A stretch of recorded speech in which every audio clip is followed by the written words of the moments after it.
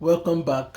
So at this point, Adam and Eve has eaten, they have disobeyed God. And you remember God told them that the day they eat of the tree of knowledge of good and evil, they would die.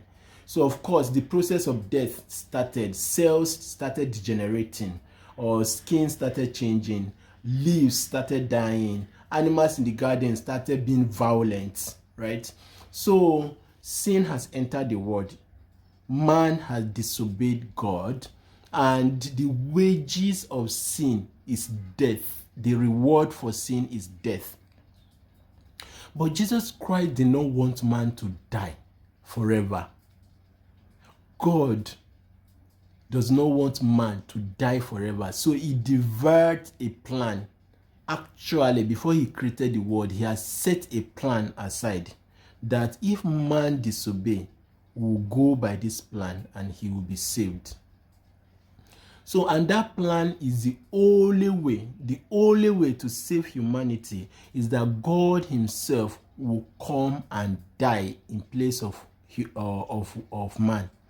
So in heaven, actually, a meeting was called who is worthy to come and die for man, and there's nobody fit. Nobody. I mean, if I was there, do you think I would come and risk that kind of thing?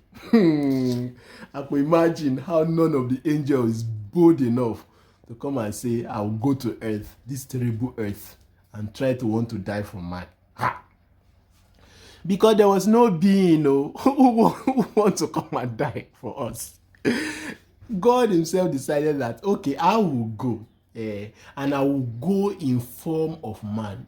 Incarnation, process of incarnation, so that I will battle Satan and defeat him once and for all and forever. So if he came in the form of God with all his power and majesty, that battle will not be fair, because he was the one who created Satan, so he is more powerful. So the person who will come have to come in the form of man, like to be feeble and weak like all we are, to be able to make a fair comparison and a fair battle. This is why he had to come to this world and die. So if Jesus Christ come, right, and die for us, so now we are safe forever.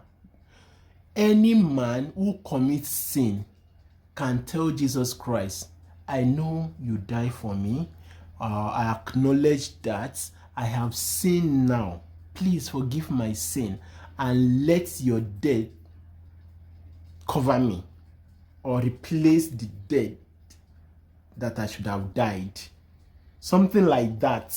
It's really something like that.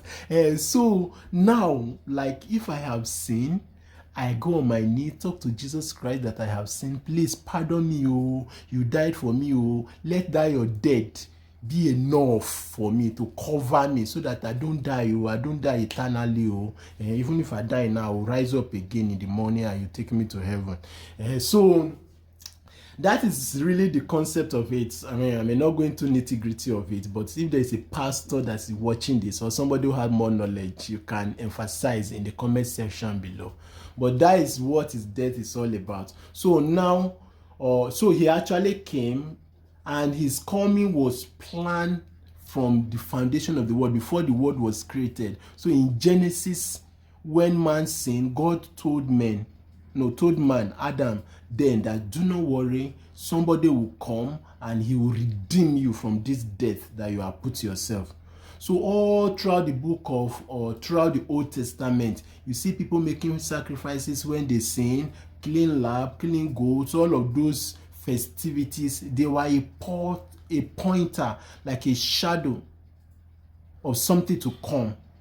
And that was a pointer to all Jesus Christ. And this is what the Old Testament majorly was all about. When they sin, they go to pray, they bring a ram, blameless one, all of that, spotless one, all of those things. So they were a pointer to the coming of Jesus Christ. So in the next one, I hope you understand this. If you don't understand, just ask questions. So I'll put the questions together and probably make a video again. However, the focus of this series is to tell the story of Jesus Christ. That's where we are going. So in the next section, I'm going to start telling the story about the birth of Jesus Christ and his life here on earth and how it's linked to Christmas, what we are doing this festive period.